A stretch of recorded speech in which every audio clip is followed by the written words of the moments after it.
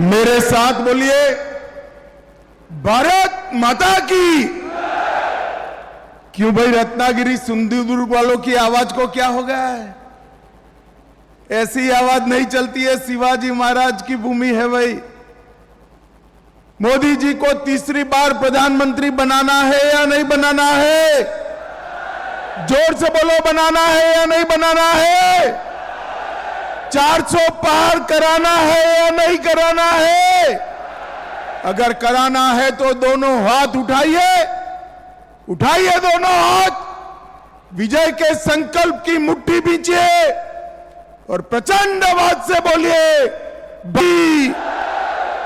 वंदे जय श्री राम, जय जय श्री राम। मेरे साथ एक बार छत्रपति महाराज का, शिवाजी महाराज का जयकारा लगाएंगे। बोलिए, जय शिवाजी, जय जय जय जय जय शिवाजी, जय जय जय जय जय भवानी।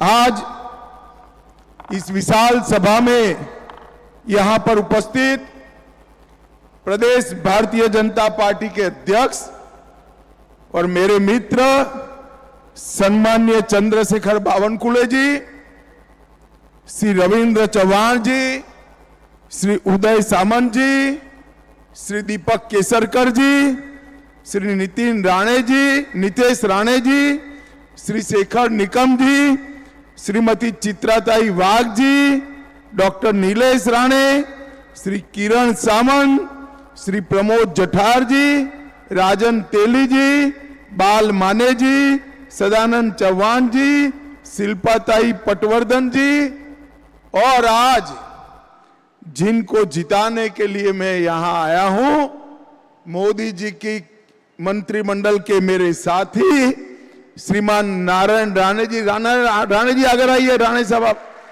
जोर से ताली बजाइए राणे साहब के लिए।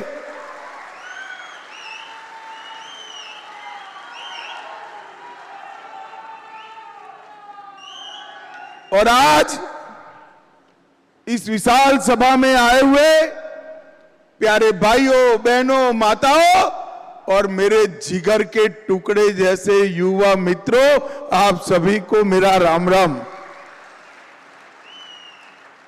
मित्रों, मेरा सौभाग्य है कि आज कोंकण सिंधुदुर्ग की इस भूमि पर, रत्नागिरी सिंधुदुर्ग की इस भूमि पर मैं आप लोगों के सामने खड़ा हूं। ऐतिहासिक सिंधुदुर्ग किला जो आज भी पूरी दुनिया को हिंदवी स्वराज की याद दिलाता है, वो यहीं पर स्थित है।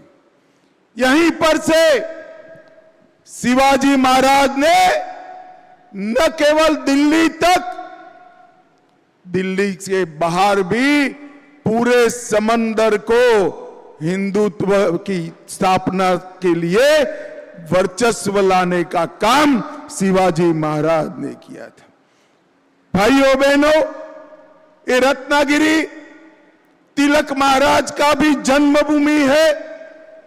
लोकमान्य बाल गंगाधर तिलक जी ने शिवाजी के बाद पहली बार कहा कि स्वराज मेरा जन्मसिद्ध अधिकार है, और अंग्रेजों को ललकारने का काम तिलक महाराज ने किया। यही भूमि है जहां 2 साल वीर सावरकर ने जेल में बिताए और उसके बाद में 13 साल तक रत्नागिरी में रहकर हिंदुत्व की अलग सावरकर जी जगाते रहे।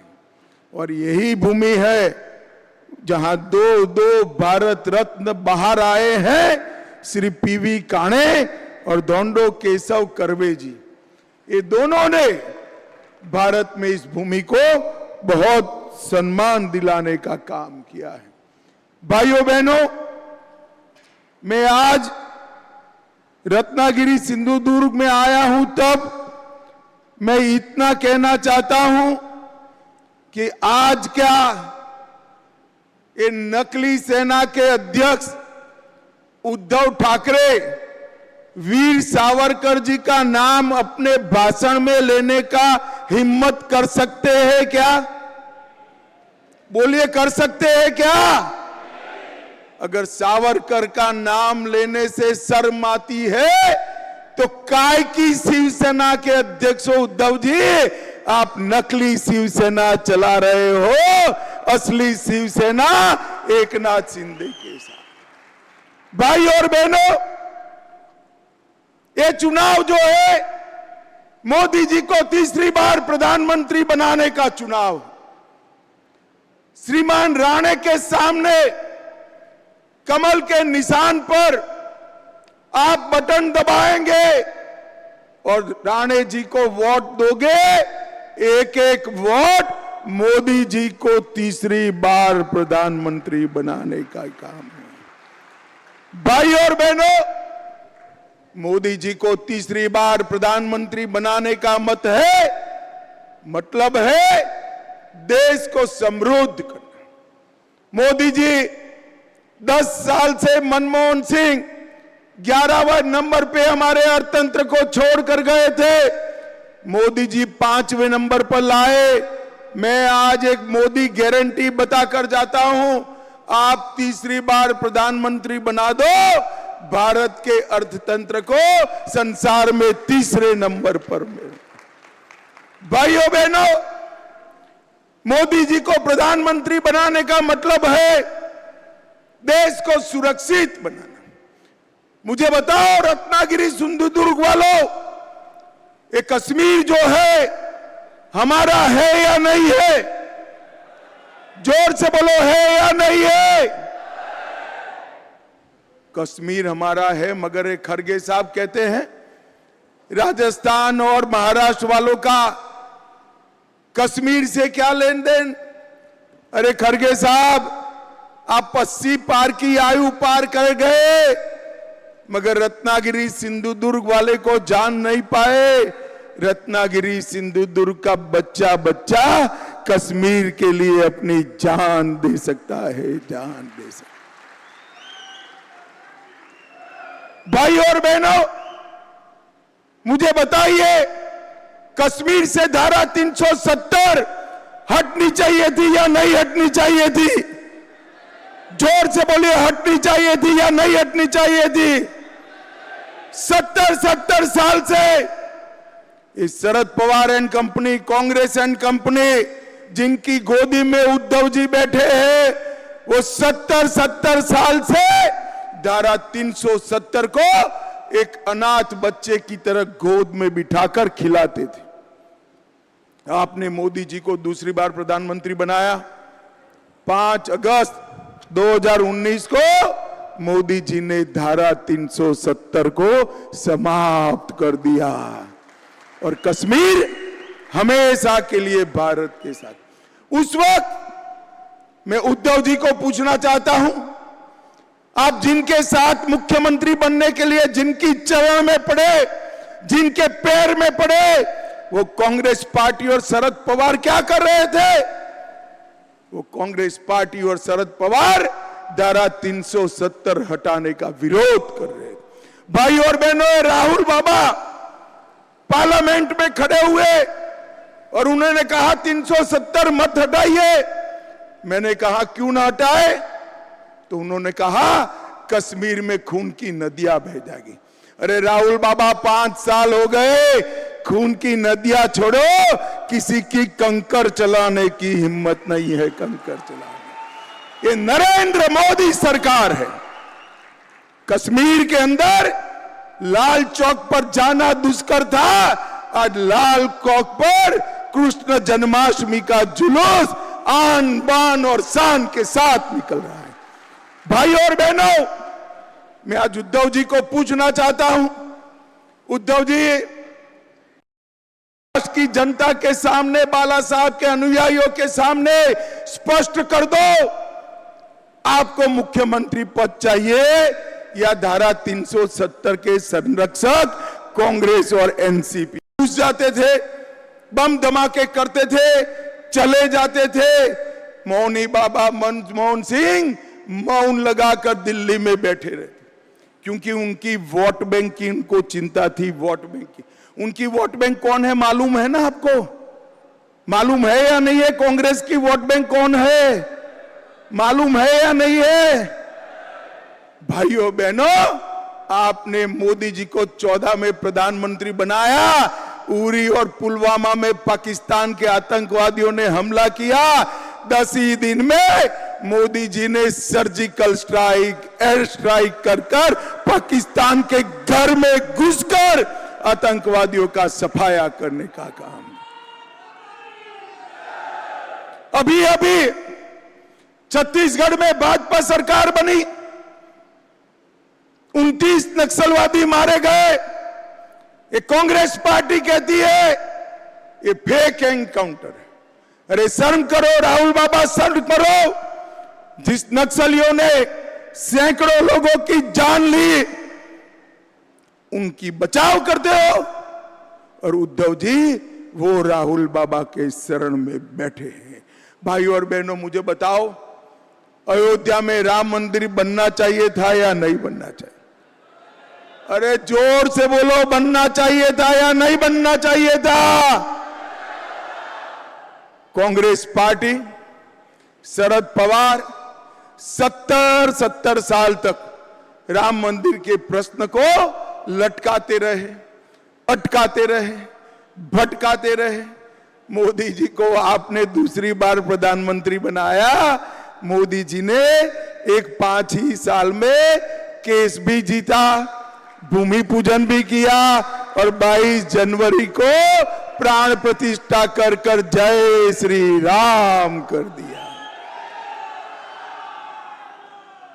भाई और बहनों, मैं उद्धव ठाकरे को बता सकता हूं, पूछ सकता हूं, और पूछना भी चाहता हूं, क्या उद्धव ठाकरे जी मुंबई में सभा कर कह सकते हैं अयोध्या में राम मंदिर बना वो अच्छा हुआ?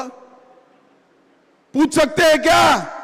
नहीं पूछ सकते, क्योंकि उनकी वोट बैंक भी अब कांग्रेस की वोट बैंक हो गई है। आप उनकी वोट बैंक नहीं हो भाई। उन्होंने राम मंदिर को अटकाने वालों के साथ मुख्यमंत्री बनने के लिए समाधान करने का काम उद्धव ठाकरे जी ने किया। भाइयों और बहनों, ट्रिपल तलाक हटाना चाहिए या नहीं हटाना चाहिए? जोर से बोलिए। हटाना चाहिए नहीं हटाना चाहिए? मैं उद्धव जी को चैलेंज कर जाता हूं। उद्धव जी कल प्रेस कर बोल दो, मोदी जी ने ट्रिपल तलाक हटाया वो अच्छा किया। वो नहीं बोल पाएंगे। मुझे बताओ भाइयों बहनों, बम धमाका करने वाले PFI पर बैन लगाना चाहिए या नहीं लगाना चाहिए? जोर से बोलो, लगाना चाहिए या नहीं लगाना चाहिए? क्या उद्धव ठाकरे कह सकते हैं कि PFI पर बैन लगाए अच्छा हुआ? वो नहीं कह सकते। अरे अब तो दिन आ गए हैं वो जय शिवाजी जय भवानी का नारा लगाते हुए भी डरते हैं। भाइयों बहनों, मोदी जी ने धारा 370 को हटाया, राम मंदिर का मार्ग प्रशस्त किया, PFI पर बैन लगाया और ट्रिपल तलाक समाप्त किया, और देश में यूनिफॉर्म सिविल कोड लाकर मुस्लिम पर्सनल लॉ को समाप्त करने का काम नरेंद्र मोदी जी ने किया। अभी सिर्फ उत्तराखंड में आया है, मोदी जी ने संकल्प पत्र में घोषणा की है कि मोदी जी को तीसरी बार प्रधानमंत्री बना दो, पूरे देश भर में UCC लाने का काम और मुस्लिम पर्सनल लॉ समाप्त करने का काम नरेंद्र मोदी जी। और भाइयों बहनों, कांग्रेस पार्टी ने अपने एजेंडा में कहा है हम ट्रिपल तलाक को वापस लाएंगे, 370 को वापस लाएंगे, पर्सनल लॉ वापस लाएंगे। अब उद्धव जी, कांग्रेस पार्टी के घोषणा पत्र के साथ आप सहमत हो या नहीं हो? बताओ, आप जवाब दीजिएगा। उद्धव जी, मौन मत हो जाइएगा। रत्नागिरी सिंधुदुर्ग नहीं, पूरे महाराष्ट्र की जनता आपसे जानना चाहती है कि आप ट्रिपल तलाक के समर्थक हो या हटाओगे, मुस्लिम पर्सनल लॉ के समर्थक हो या हटाना चाहते हो, 370 हटाना चाहते हो या रखना चाहते हो, आतंकवादियों को जवाब देना चाहते हो या वोट बैंक के लिए उनको बिरयानी खिलाना चाहते हो। उद्धव ठाकरे, आपको जवाब देना पड़ेगा, ऐसा नहीं चलेगा। बाला साहब की विरासत ऐसे नहीं मिलती है उद्धव जी। बाला साहब के यहां आपने जन्म लिया, विरासत तो नारायण राणे, एकनाथ शिंदे और राज ठाकरे के पास रह गई, आप कब की पीछे छोड़कर चले गए।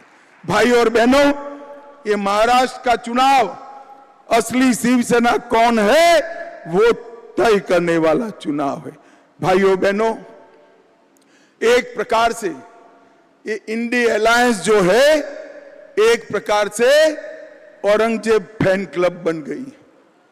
अब सिंधुदुर्ग रत्नागिरी वालों को तय करना है कि मोदी जी के साथ जाना है या औरंगजेब फैन क्लब के साथ जाना है। भाइयों बहनों, हम जब नाम बदलते हैं औरंगाबाद का, तब भी ये विरोध करते हैं। और उद्धव जी, मैं बताना चाहता हूं, ये नाम संभाजी महाराज के नाम से आपके स्वर्गीय पूज्य पिताजी श्रद्धेय बाला साहब ठाकरे जी ने रखा था, जिनको भाजपा शिवसेना सरकार ने जमीन पर उतारा। भाइयों बहनों, मोदी जी ने ये 10 साल के अंदर गरीबों के कल्याण के लिए ढेर सारे काम किए। मोदी जी ने 60 करोड़ से ज्यादा गरीबों को प्रति व्यक्ति प्रति माह 5 किलो अनाज फ्री ऑफ कॉस्ट देने का काम किया। मोदी जी ने 14 करोड़ शौचालय गरीब माताओं के घर में बनाए। मोदी जी ने 11 करोड़ गरीब माताओं को गैस का सिलेंडर दिया, 3 करोड़ गरीबों को घर दिया और इसके साथ साथ 60 करोड़ लोगों को 5 लाख तक का पूरा स्वास्थ्य का खर्चा मुफ्त में देने का काम नरेंद्र मोदी जी ने किया। और मुझे बताओ सिंधुदुर्ग रत्नागिरी वालों, कोरोना के दोनों टीका आपको लगे हैं या नहीं लगे हैं?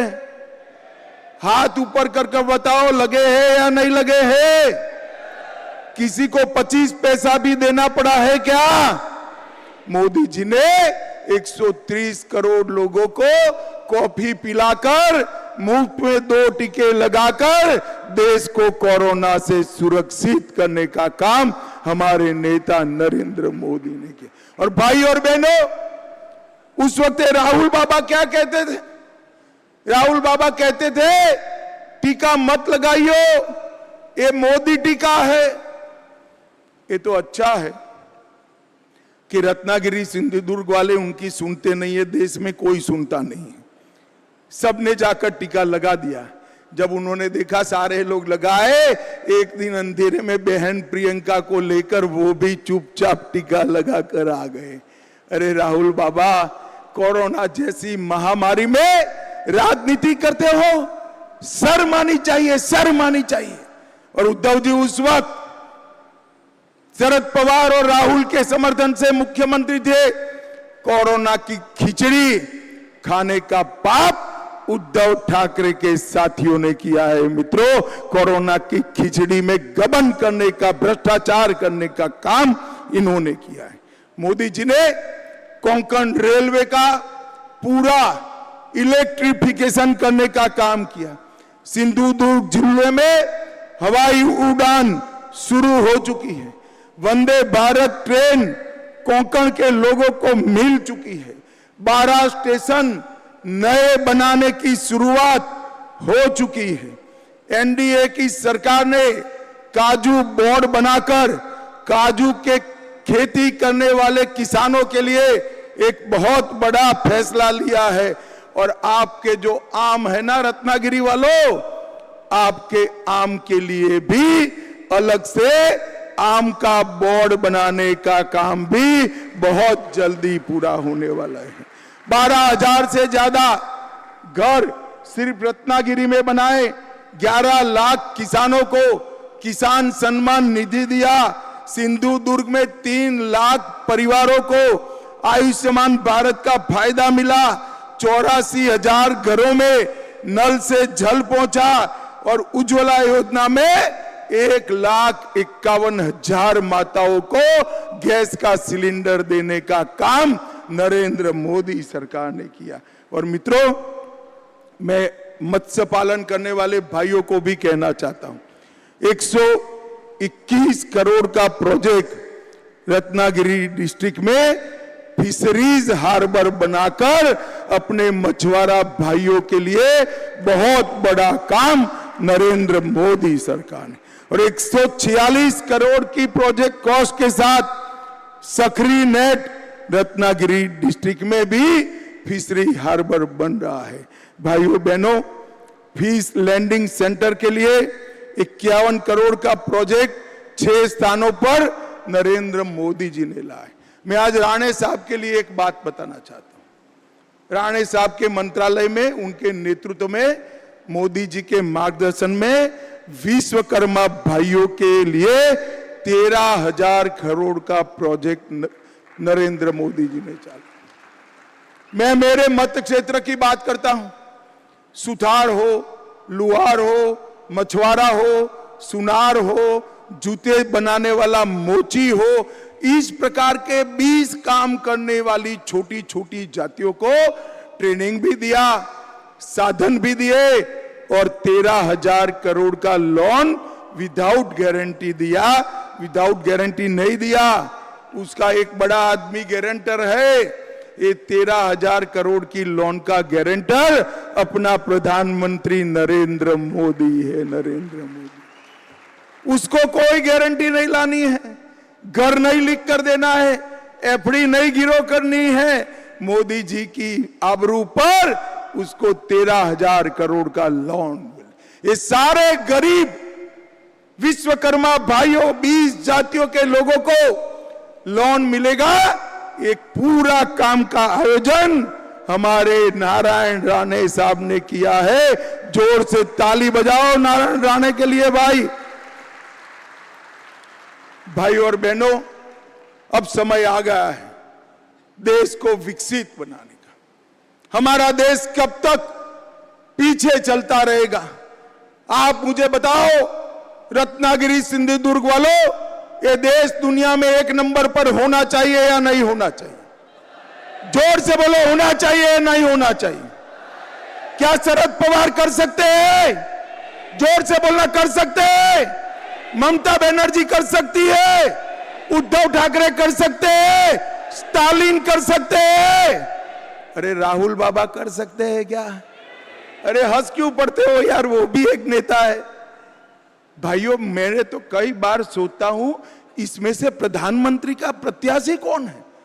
भगवान न करे, ऐसा होने वाला नहीं है, मगर इनके हाथ में अगर अधिकार आ गया तो प्रधानमंत्री कौन बनेगा? अभी अभी उनके एक बड़े नेता जो जोकर टाइप के हैं, उनको पूछा कि कौन बनेगा, तो उसने कहा बारी बारी सभी लोग 1-1 साल बन जाएंगे। मजाक रखा है क्या?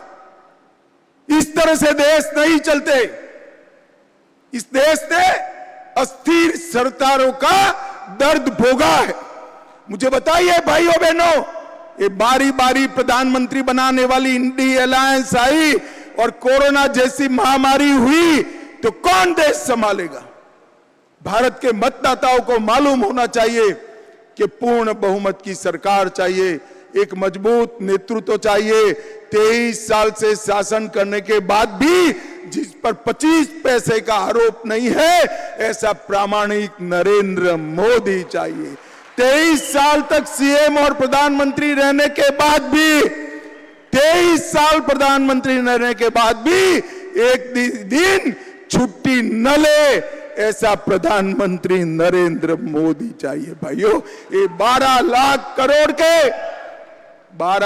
करोड़ के घपले घोटाले भ्रष्टाचार करने वाला इंडी अलायंस देश को नहीं संभाल सकता।